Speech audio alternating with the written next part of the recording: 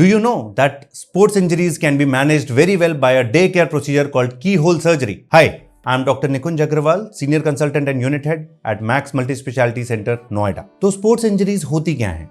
Sports injuries उन injuries को कहा जाता है जो नॉर्मल प्लेयर्स को होती हैं, गेम्स खेलते हुए होती हैं। घुटने में चोट लगना, लिगामेंट का टूटना, मेनिस्कस का टूटना, या कंधे में चोट आना, कंधे का उतर जाना, या एंकल का चोट आना, इनको नॉर्मल आमतौर की भाषा में स्पोर्ट्स इंजरीज कहा जाता है।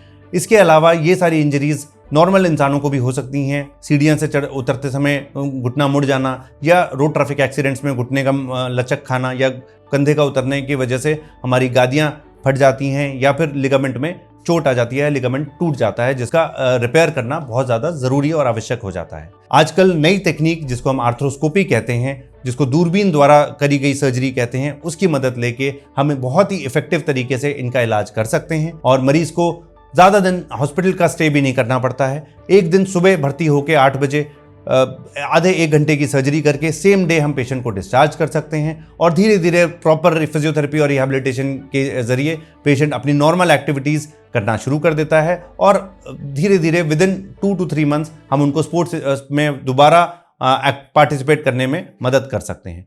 तो ये एक नई तकनीक है जिसको हम दूरबीन द्वारा करी गई सर्जरी और आर्थ्रोस्कोपी कहते हैं, जिसमें 1 सेंटीमीटर छेद करके हम जोड़ के अंदर जाते हैं और जो लिगामेंट या जो गादी फटी होती है उसको रिपेयर करते हैं और आधे 1 घंटे के प्रोसीजर के बाद पेशेंट आराम से कंफर्टेबली पोस्ट ऑपरेटिव पीरियड में आता है और अपने नॉर्मल काम करना शुरू कर देता है। कोई लंबा चीरा लगाने की ज़रूरत नहीं पड़ती है, नॉर्मल टिश्यूज़ को काटने की ज़रूरत नहीं पड़ती है। एक एक छोटे छोटे सेंटीमीटर इंसिजन से हम ये सर्जरी बहुत ही इफेक्टिव तरीके से और अच्छी तरीके से कर सकते हैं और मरीज़ को अपनी नॉर्मल स्पोर्ट्स में वापस जाने में काफ़ी मदद मिलती है।